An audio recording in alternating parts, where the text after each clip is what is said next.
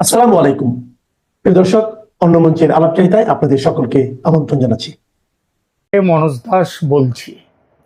General Shahir Shamsad Mirza Pakistani আর্মির chairman of joint chiefs of staff committee অর্থাৎ পাকিস্তানের দ্বিতীয় সর্বোচ্চ সামরিক নেতা, তিনি গতকাল মধ্যরাতে ঢাকায় এসেছেন।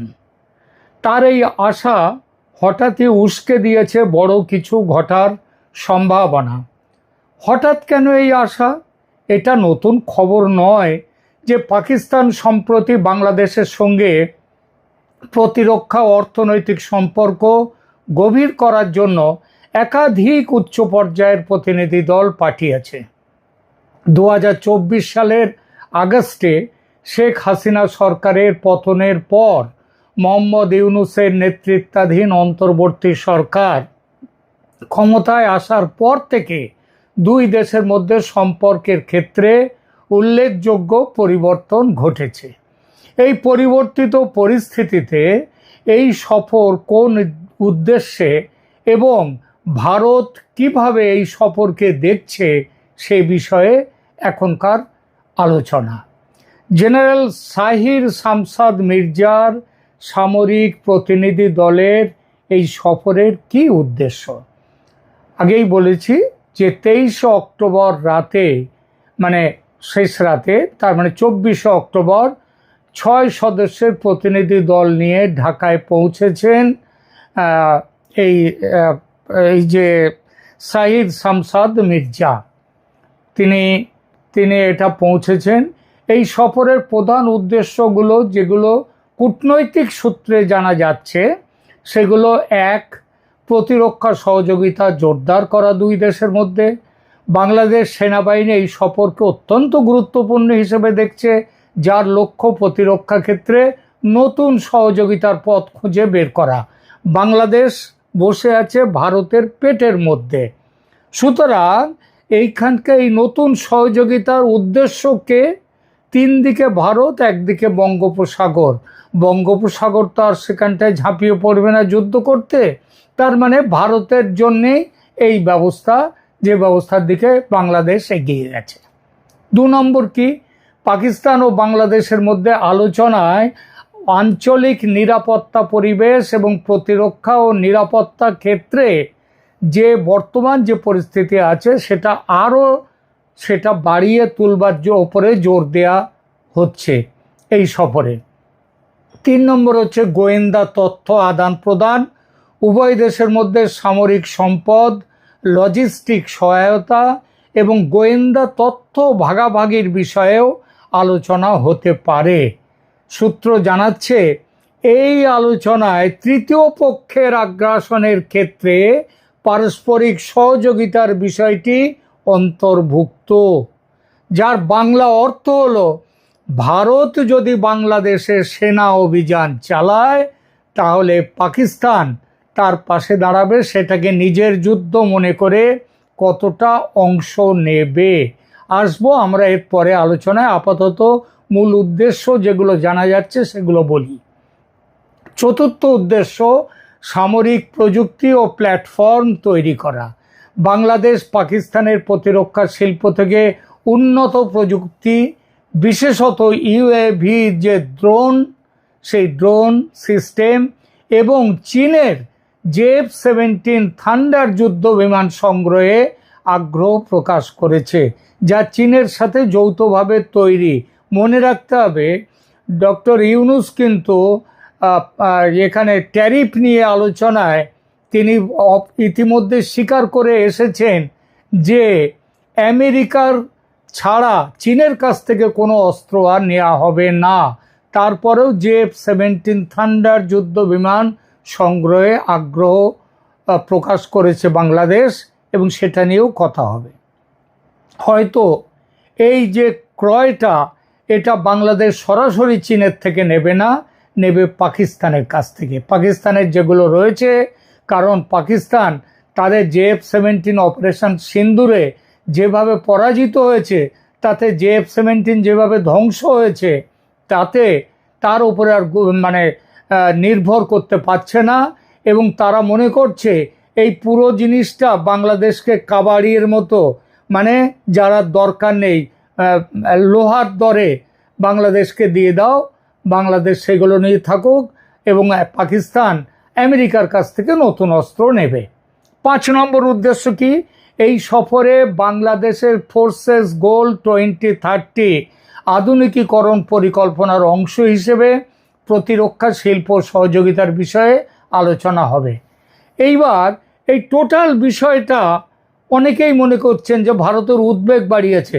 ভারত জানতো যে এই জিনিসগুলো হবে, তার কারণ হচ্ছে এই যে অপারেশন সিন্দুরের পর পাকিস্তানের একাধিক সামরিক কর্তা বলেছেন যে এবার শুধু পশ্চিম নয়, পূর্ব সীমান্তেও লড়াই ছড়িয়ে দেওয়া হবে। পূর্ব সীমান্ত মানে বাংলাদেশ, সুতরাং সেই সীমান্তের জন্যে এবার লড়াইটা হবে। এটা ভারতের উদ্বেগ নয়, ভারত যদিও খুব ভালোভাবেই নজর রেখেছে, বিশেষ করে চীন, তুরস্ক এবং পাকিস্তানের সঙ্গে প্রতিরক্ষা সম্পর্ক যেভাবে বাড়াচ্ছে বাংলাদেশ, সেটা আঞ্চলিক নিরাপত্তা ব্যবস্থায় পরিবর্তন আনতে পারে। কারণ ওই যে বলা যায় না, পাগলা কুকুরকে তো বিশ্বাস নেই, সে তো তার নিজের খেয়ালে গিয়ে কামড়ে দিয়ে দিতে পারে কাউকে। সুতরাং জেনারেল মির্জার এই সফরকে ভারত নজর রেখেছে এর ওপরে। জেনারেল মির্জার আগেও পাকিস্তানের বেশ কয়েকজন ঊর্ধ্বতন সামরিক কর্মকর্তা ঢাকা সফর করেছেন, যার মধ্যে রয়েছে জয়েন্ট স্টাফ সদর দপ্তরের জেনারেল ম্যানেজার মহাপরিচালক লেফটেন্যান্ট জেনারেল তাবাসসুম হাবিব এবং 15তম পদাতিক ডিভিশনের জিওসি মেজর জেনারেল। তারা ঘুরে গেছেন কয়েকদিন আগে। ফেডারেলের পরে আবার শামসাদে মির্জার পরে আসছেন পাকিস্তানের ফেডারেল ইকোনমিক অ্যাফেয়ার্স মন্ত্রী আহাদ খান চিমা। তিনি এরপরে সফর করবেন। তিনি হচ্ছেন ইকোনমিক অ্যাফেয়ার্স মন্ত্রী বলতে যা বোঝায় তাই। তিনি 26শে অক্টোবর আগামীকাল 9 সদস্যের একটি প্রতিনিধি দল নিয়ে ঢাকায় আসবেন। এরও উদ্দেশ্য হচ্ছে নানা বাণিজ্যিক বিষয়। বাণিজ্যিক বিষয়টা কেমন সেটাও একটু বলি, যে মনে রাখবেন যে 27শে অক্টোবর ঢাকায় পাকিস্তান বাংলাদেশ জয়েন্ট ইকোনমিক কমিশনের 9ম অধিবেশন অনুষ্ঠিত হবে, যা 2005 সালের পর এই প্রথমবারের মতো, কত বছর পর? প্রায় 20 বছর পর বাংলাদেশের অর্থনৈতিক উপদেষ্টা সালেহ উদ্দিন আহমেদ বাংলাদেশ দলের নেতৃত্ব দেবেন। এর কি উদ্দেশ্য? এর উদ্দেশ্য হচ্ছে বাংলাদেশ নাকি পাকিস্তানের সাথে যাতে আরও ভালো ব্যবসা করতে পারে সেইটা। তো ব্যবসাটা কেমন আছে বাংলাদেশের? 2024-25 অর্থ বছরের কথাটা বলি। বাংলাদেশ পাকিস্তান থেকে আমদানি করেছে। কে আমদানি করেছে? বাংলাদেশ। কত আমদানি করেছে পাকিস্তান থেকে? $78.7 কোটি মূল্যের পণ্য। আর রপ্তানি করেছে কত? $8 কোটি মূল্যের পণ্য। তার মানে দাঁড়ালো কত? প্রায় $71 কোটি বাংলাদেশ তার, এটাকে বলে কারেন্ট অ্যাকাউন্ট ডেফিসিট, মানে তার এটা ঘাটতি বাণিজ্য পাকিস্তানের সঙ্গে। বাংলাদেশ বলছে এই বাণিজ্য ঘাটতি কমানোর জন্যে চা, পাট, পণ্য, ওষুধ, তৈরি পোশাক, ইলেকট্রিক সামগ্রী এসব তারা রপ্তানি করবে পাকিস্তানে। কিন্তু ব্যাপারটা হচ্ছে এইখানে আর কি করবে বলেছে, যে কৃষিক্ষেত্রে সহযোগিতা হবে, বিশেষত হালাল খাদ্য উৎপাদন এবং রপ্তানিতে একটা চুক্তি হতে পারে। Bangladesh standards and testing institution BSTI এবং পাকিস্তানের হালাল অথরিটি এ বিষয়ে একটি চুক্তি স্বাক্ষরের আশা করছে। বিশেষ অর্থনৈতিক অঞ্চল, একটা স্পেশাল ইকোনমিক জোনও বাংলাদেশ সম্ভবত পাকিস্তানকে বিনিয়োগের জন্যে দেবে, এবং মনে করা হচ্ছে এটা এমন জায়গায় দেওয়া হবে যেখানে ভারতের ওই চিকেন নেক যদি কাছাকাছি হয়, সেই সব অঞ্চলেও এটা একটা দেয়া হতে পারে, চট্টগ্রামের আশেপাশেও এটা দেয়া হতে পারে। তো পাকিস্তান শিল্পের জন্য বাংলাদেশে বিনিয়োগের সুযোগ তৈরি করে দেবে বাংলাদেশের সরকার। উভয় দেশ আর্থিক সেবা ও ব্যাংকিং খাতে সহযোগিতা বৃদ্ধির বিষয়েও আলোচনা করবে। সফরের সময় চিমা প্রধান উপদেষ্টা মোহাম্মদ ইউনূস এবং পররাষ্ট্র উপদেষ্টা তৌহিদ হোসেনের সঙ্গে সাক্ষাৎ করবেন।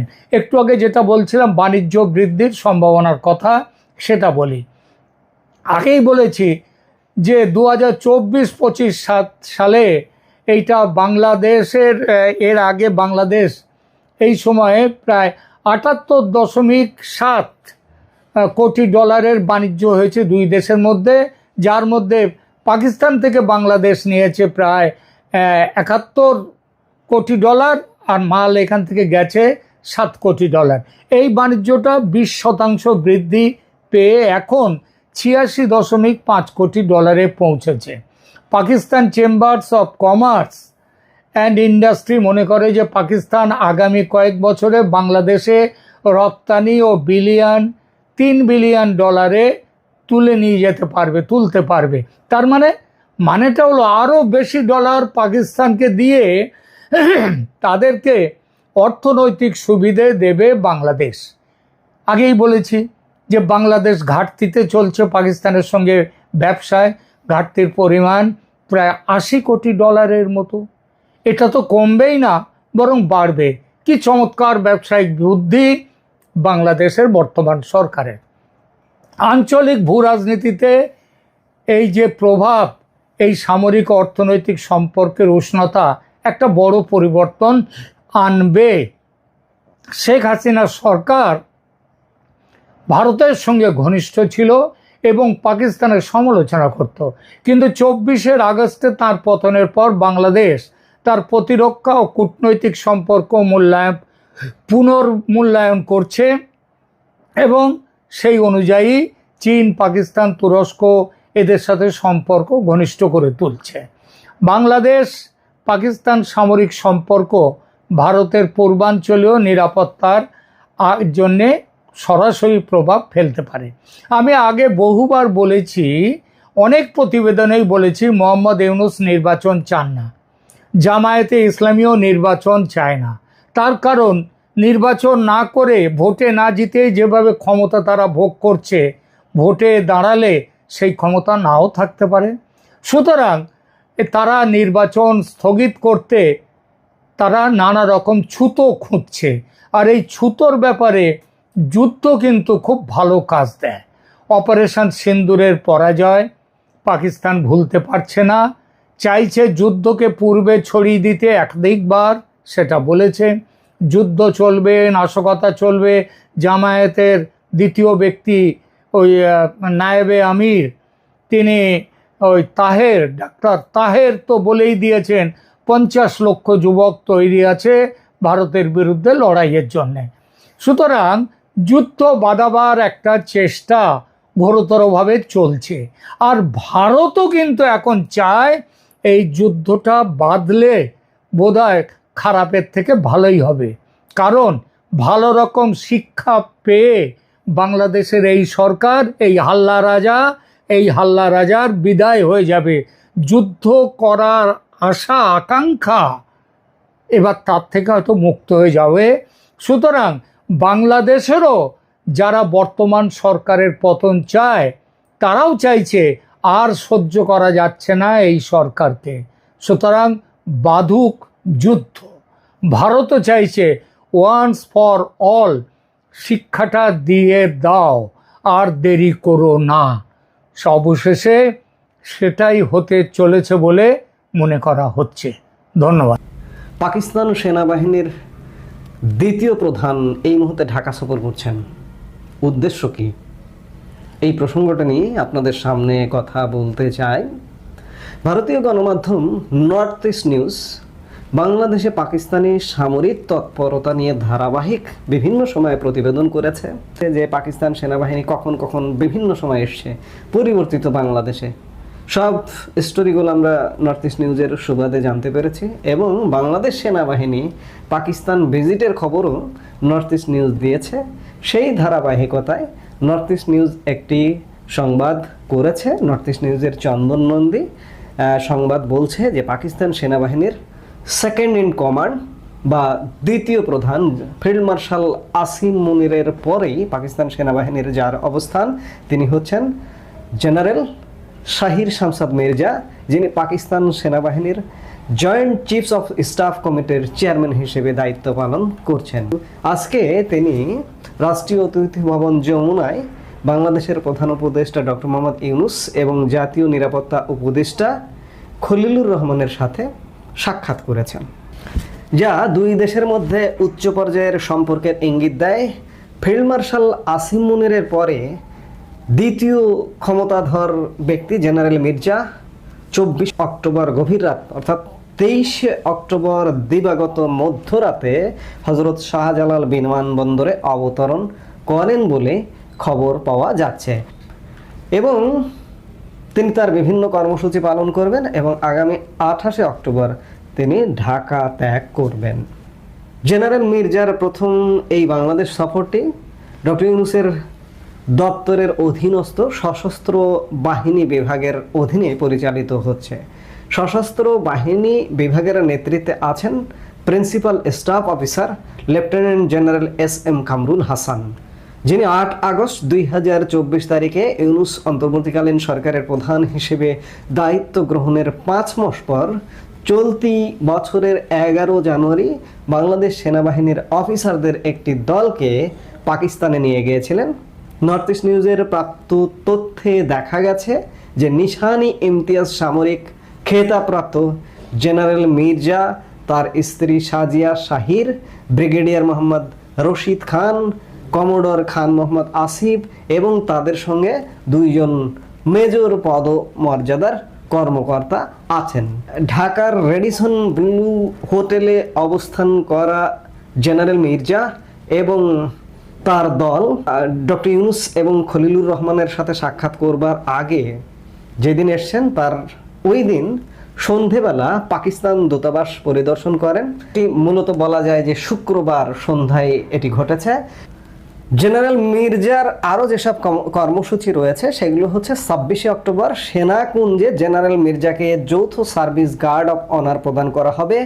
ওই দিন তিনি বিকেল 4টায় সশস্ত্র বাহিনী বিভাগে লেফটেন্যান্ট জেনারেল কামরুল হাসানের সাথে প্রায় 1.5 ঘন্টার একটি বৈঠক করবেন। এরপরে বাংলাদেশ নৌবাহিনী প্রধান অ্যাডমিরাল মোহাম্মদ নাজমুল হাসান এবং বিমান বাহিনী প্রধান মার্শাল হাসান মাহমুদ খানের সাথে বৈঠক করবেন। পরের দিন 27 অক্টোবর জেনারেল মির্জা সিলেট সেনানিবাস পরিদর্শন করবেন।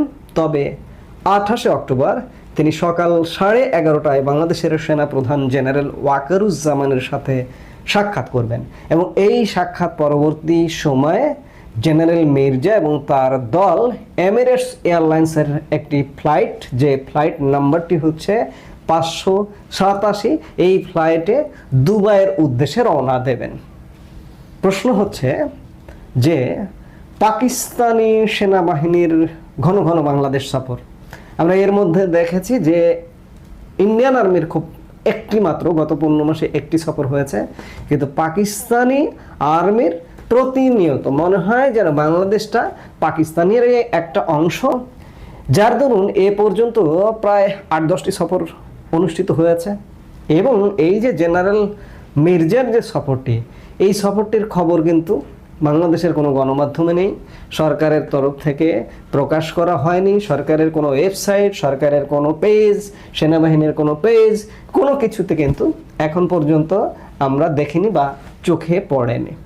ঘন ঘন পাকিস্তান সেনাবাহিনী এবং ঊর্ধ্বতন কর্মকর্তা জাস্ট ফিল্ড মার্শাল আসিম মুনির আসা বাকি রয়েছে, তারপরের ব্যক্তিও বাংলাদেশ সফর করছেন। উদ্দেশ্যটা কি ভারতকে উস্কিয়ে দেওয়া এমনটা? দেখুন, সোজা কথা যে বাংলাদেশে পাকিস্তান সেনাবাহিনীর হস্তক্ষেপ, পদক্ষেপ বা তাদের এখানে পা পড়ুক, তারা এখানে ঘুরে বেড়াক, অন্ততপক্ষে আমি একজন বাঙালি হিসেবে আমার মতো শত শত বাঙালির এটা অস্বস্তির জায়গা। কারণ এই পাকিস্তানের সাথেই যুদ্ধ করে কিন্তু আমাদের স্বাধীনতা অর্জন করতে হয়েছিল এবং আমাদের প্রধান সহযোগী ছিল ভারত। ভারতীয় সেনাবাহিনী বাংলাদেশ সফরে আসতেই পারে, আসছে বিভিন্ন সময়ে, বিগত সময়গুলোতে আমরা আসতে দেখেছি। কিন্তু পাকিস্তান সেনাবাহিনী এখন যে স্টাইলে যেভাবে আসছে, 1971 সালে মুক্তিযুদ্ধ পরবর্তী গত 55 বছরে আমরা এমনটা দেখিনি। এর উদ্দেশ্য কি? আমরা কি ধরে নেব যে বাংলাদেশকে পূর্ব পাকিস্তানিকরণ করা হচ্ছে, কিংবা পাকিস্তান সেনাবাহিনীর কর্মকর্তাদের কণ্ঠ থেকে যে বারবার উচ্চারিত হয় যে পূর্ব সীমান্ত দিয়ে ভারতকে অ্যাটাক করবে, এমন কিছু? কিংবা বাংলাদেশকে কি কোনো উস্কানিতে ফেলে দেওয়া হচ্ছে? বাংলাদেশকে কি একটা অনাকাঙ্ক্ষিত যুদ্ধের মুখে ফেলে দেওয়া হচ্ছে? সার্বিক পরিস্থিতি কিন্তু খুব একটা সুখকর মনে হচ্ছে না। কি হচ্ছে, কি ঘটছে, আমরা নিশ্চয়ই নজর রাখবো এবং দেখবো যে আসলে কি ঘটতে যাচ্ছে, কি ঘটাতে যাচ্ছে বর্তমান ইউনূস সরকার এবং পাকিস্তানি বাহিনী। আমাদের নিরাপত্তা কি আছে? আমরা কি চরম অরক্ষিত অবস্থায় প্রবেশ করে ফেলেছি বর্তমান জনবিরোধী ইউনূস সরকারের সময়, ইউনূস সরকারের অধীনে? অবস্থা কিন্তু তেমনটাই বলছে। এখন নিশ্চয়ই আমরা দেখবো যে সামনে আরো